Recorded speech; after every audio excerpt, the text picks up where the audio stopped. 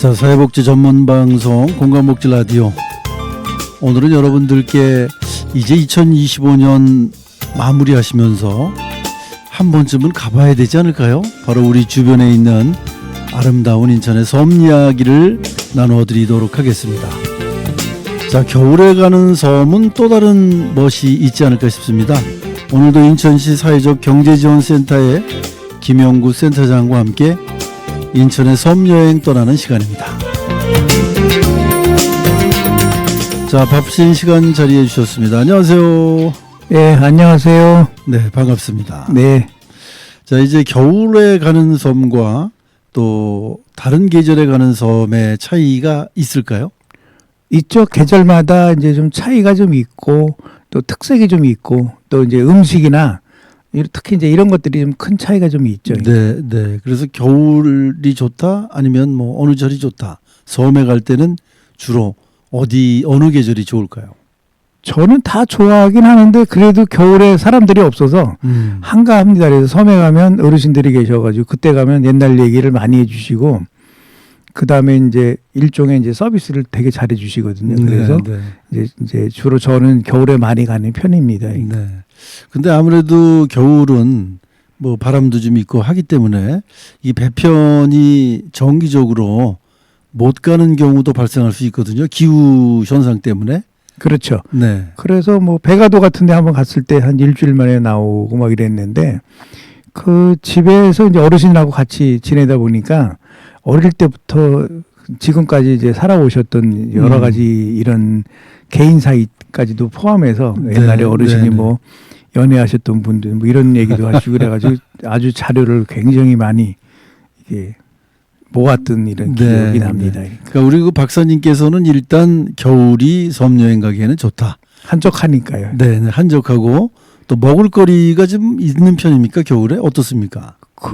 이제 사람들은 없다고 하는데 저는 이렇게 찾아보면 겨울에도 먹을 게 되게 많은 것 같아요. 네, 네. 자, 그래서 오늘 겨울이 시작될 이 즈음에 섬 음식을 소개하시기 위해서 많은 분들은 이제 겨울에 섬에 가면 먹을 거 없다 이렇게 얘기를 한다고 하는데 우리 박사님이 소개하는 건 겨울에 또 먹을 만한 걸 소개할 것 같아요.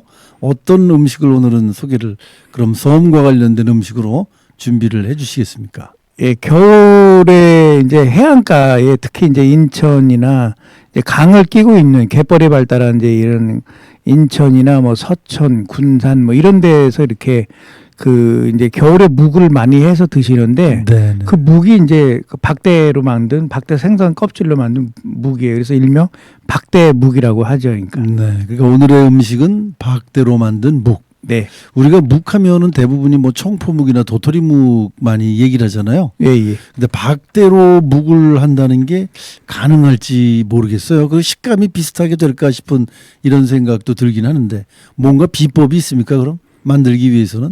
만드는 과정은 뭐 지켜봤는데 그렇게 어렵고 이러지는 않는 것 같아요. 근데 이제 생선 껍질이니까 박대가 이제 이게 두껍잖아요. 네. 박대가 이제 박대부터 좀 알고 그럼 넘어가죠, 뭐. 그러시죠. 예. 박대가 이제 그 서대과에 이제 있는 건데 아마 잘 아시다시피 이제 길이가 한 30에서 50cm 정도 되죠, 그러니까. 네. 그리고 이제 생선 중에서 비린내가 안 나고 또 이제 껍질이 뼈가 되게 연해서 아이들이 되게 좋아하죠, 이렇게. 네. 그리고 살이 좀 두툼하고 이래서 맛이 좋고 뭐 이래서 또 이제 먹는데 이게 이제 눈이 한쪽에 이렇게 있어가지고 이게 되게 못 나서 옛날에 문전박대가 여기 박대에서 나왔다고 하는 뭐 이런 설도 있습니다. 이렇게. 못생겨서 사람들이 눈이 쇠보처럼 이제 생겼다고. 박대를 했다 그래서 문전박대가 거기서 나왔다. 뭐 이런 설이 있습니다. 아, 설입니까, 그건? 예, 예. 정확하지는 않습니다. 네, 재미는 나네요, 일단. 예, 예.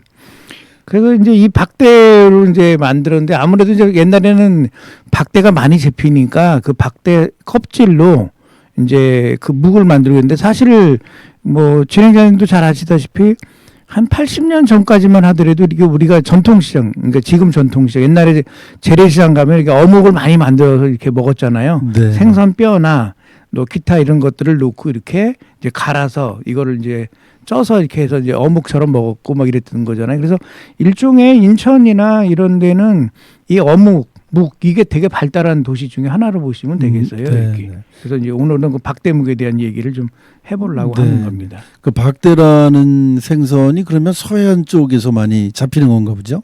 주로 이제 이거는 그 강하고 바다가 만나는 이제 기수역이라고 그러잖아요. 네. 그래서 인천, 뭐 서천, 뭐 군산, 장항 이런 데에서 이제 이게 발달을 꽤 했다고 해요. 그러니까 그래서 이제 여기서 주로 잡히는 이제 생선 중에 하나로 알려지고 있고 네. 주로 이제 즐겨 먹었다고 하죠. 그러니까. 네, 네.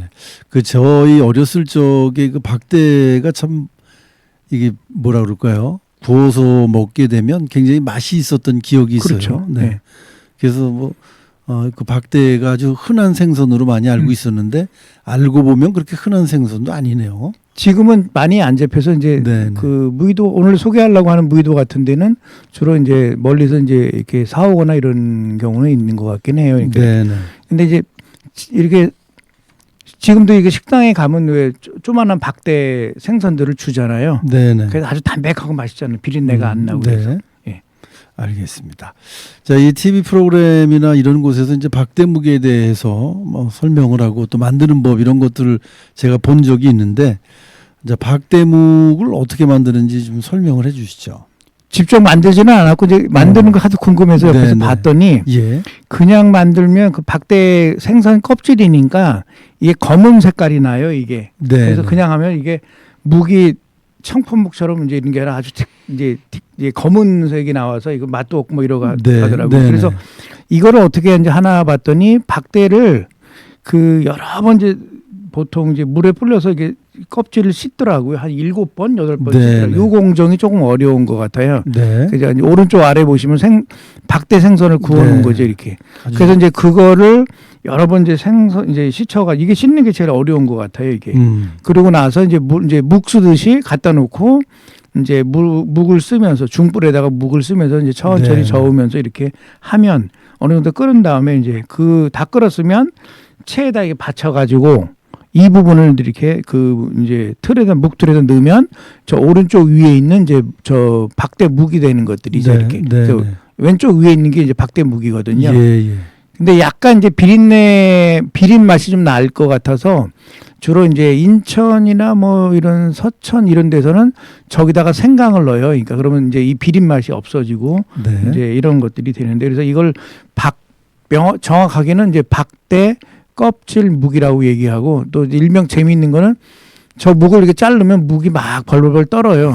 그래서 이제 저게 이제 벌벌이 묵이라고도 얘기를 하는 겁니다. 네, 네. 벌벌 떨다 그래서. 예, 예.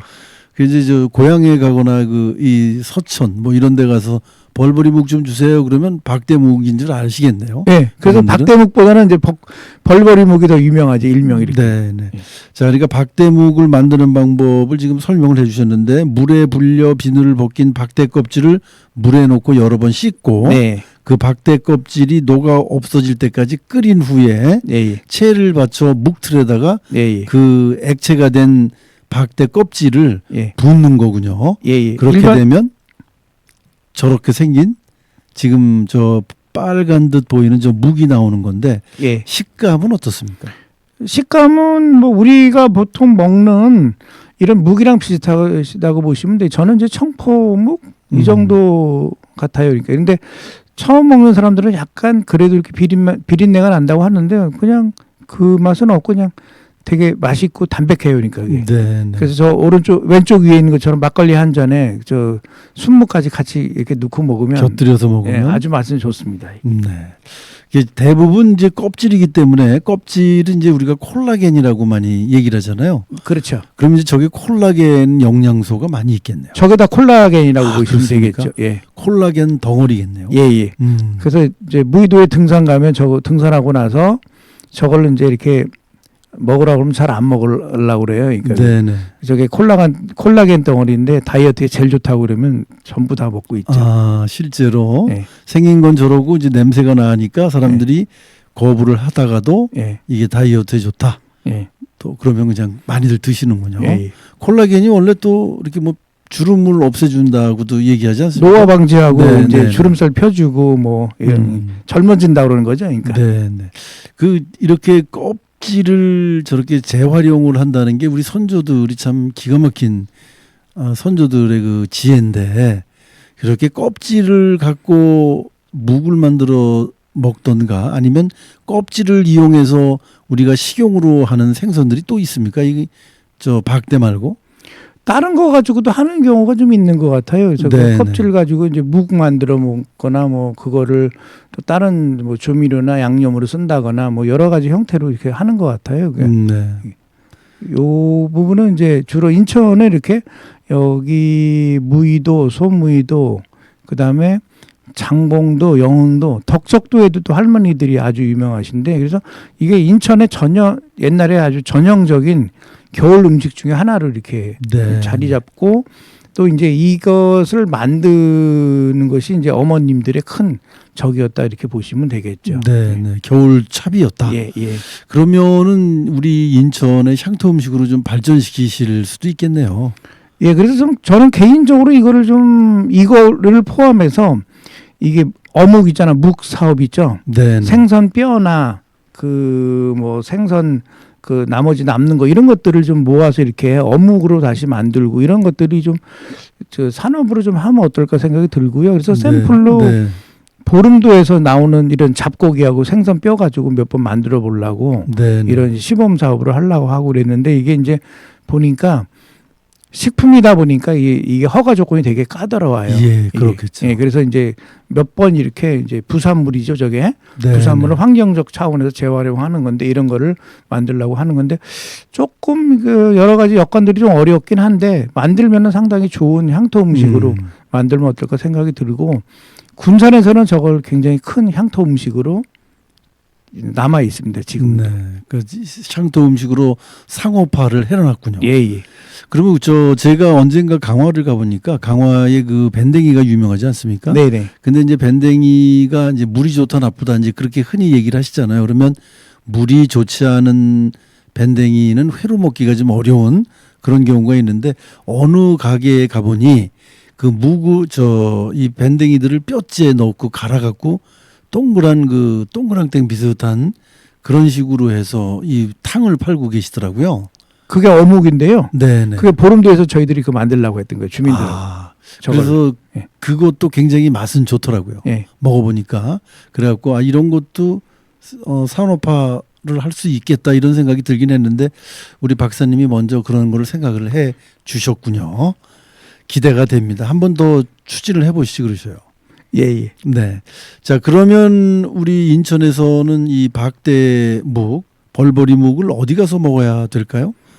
지금은 그 겨울철에 보면 그 대무이도하고 소무이도라고 있죠. 네. 버스 타고 가는데 이제 저 차 가지고 가는데 있죠. 네. 그래서 대무이도에 그 광명항에서 내려서 소무이도로 걸어가면 그 다리를 건너가자마자 그 해변가가 나오는데 거기에 식당에서 현재 팔고 있고요. 네. 조금 유명해져 가지고 이제 그 대무이도에도 한두 군데가 좀 파는 것 같아요. 그래서 저희들이 한 3, 4년 전부터 한 12월 중순이나 1월 달에 저 박대묵 먹으러 갑시다 이렇게 하면 사람들이 꽤 많이 와요. 그러니까 네. 요즘엔 꽤 인기도 있고 뭐 이렇게 하고 집에서는 이렇게 어르신들이 가족끼리 해 먹는 이제 이런 것들은 좀 있는 것 같습니다. 이렇게. 네. 그 수요가 많게 되면 공급이 좀 딸릴 수 있거든요. 그럴 수 근데 있죠. 그 정도는 아닙니까 요즘? 그 정도는 아니고 이제 그 좀 별미로 먹던 거 이런 거고 네. 이런 거고 그다음에 이제 섬에서 판매는 아니고 상업성보다는 이제 이렇게 집에서 먹는 음식으로 좀 보는데 이게 박대가 잘 안 나오는 사실 인천은 많이 안 나오거든요 최근에는. 네. 그래서 저거를 이제 덕적도에 사시는 할머니한테 여쭤봤더니 연안부두 가면 저 박대 껍질만 모아서 팔더라고요. 네. 그래서 그걸 가지고 이제 좀 이렇게 7-8번 씻은 다음에 네. 저거 묵을 만들어서 겨울에 이렇게 뭐 그 제사 음식이나 연말연시 이럴 때 쓰고 그러는데 집에서는 해 드시는데 아직 이제 이렇게 수요가 많지는 않으니까 이걸 식당이나 이렇게 상업적인 용도로 가진 것 같지는 않아요. 그래서 좀 수요가 많이 늘어나면 좀 달라지긴 하겠죠. 네. 네. 오늘 우리 김영구 박사님께서 벌벌이묵 얘기를 해주셨으니까 이 벌벌이묵 박대묵이 이제 무의도에서 좀 아주 불티나게 많은 분들이 이용하지 않을까 그런 생각을 해봅니다. 네네. 자, 그러면 이제 박대묵만 먹으러 우리가 이 무의도를 갈 수는 없고 박대묵을 먹거나 또는 먹기 전에 뭐 등산도 가볍게 할 수 있지 않습니까? 그곳은 설명도 좀 해주시죠. 예. 무의도는 뭐 잘 아시다시피 그 등산하기 가장 좋은 거, 등산하시는 분들이 제일 좋아하는 데 중에 하나죠. 왜냐하면 차를 가지고 가도 되고 또 이제 인천공항에서 버스 타고 가도 되거든요. 이게. 그래서 이제 제일 긴 코스는 그 큰무리의 선착장에서 이제 여기 보시는 것처럼 헬기장을 넘어서 국사봉, 그 다음에 뭐 호룡곡산, 그 다음에 이제 광명 선착장까지 가는 거니 한 7km 정도 돼요. 그러니까 좀 긴데 한 3시간 반 정도 저희들이 이 정도 걸리는 것 같고 조금 이제 이거를 반대로 타는 경우도 많이 있어요. 저희들은 이제 인천공항에서 버스 타고 내려서 저 광명 선착장까지 버스가 가거든요. 네. 그럼 저기서 내려서 이제 이게 역으로 이제 오는데 시간이 좀 걸리고 그 다음에 조금 힘드신 분들은 이제 중간에 국사봉에서 내리셔도 되고 뭐 호룡곡산만 가셔도 되고 그러는데 여기 위에 보시는 것처럼 경치가 상당히 좋아요. 그래서 자월도 월미도 그 다음에 이쪽에 영흥도 인천 전 이렇게 주변에 있는 섬들이 아주 이렇게 잘 보이고 혹시 이제 이 기분이 좋으면 날씨가 좋으면 저 낙조 같은 것도 볼 수 있는 이런 것들이 됩니다. 그리고 또 하나는 이제 중간에 저기도 있죠. 저 펜션인가 그 국가에 자연휴양림. 예, 휴양림도 있고 그래서 네. 상당히 요건들은 되게 좋습니다. 여기. 네. 근래 들어서 그 국립무의도 자연휴양림이 개장이 돼서 많은 분들이 이용을 하고 계신데 네네. 경쟁은 굉장히 좋습니다. 치열하더라고요. 예. 그래서 예. 이용하기는 좀 쉽지 않은데 네. 아주 아름답게 만들어 놓긴 했더라고요. 예. 가보고는 싶더라고요.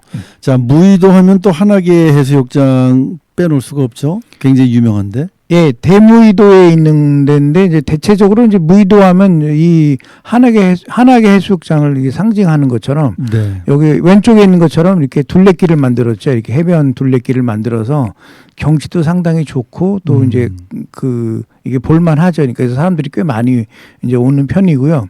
또 하나는 사실 무의도의 한악의 해수욕장은 이 맨발 걷기로 되게 유명한 데 여기서 맨발 걷기 성지인데 서울 사람들이 가장 많이 와요. 그래서 얼마나 많이 오냐면 버스를 대절해서 한 3대, 4대 이렇게 가지고 오고 막 이렇게 오는 데 중에 하나죠. 그래서 오른쪽에 보시는 것처럼 저 물이 빠졌을 때 저기에 이제 이렇게 걷는 건데 그러니까 누구나 다 걸을 수 있고 또 편리하고 또 갯벌을 밟고 이러니까 크게 하중이 없는데 요즘에 유행하는 이제 이런 맨발 걷기에 정말 이렇게 성지라고 보시면 되겠고요.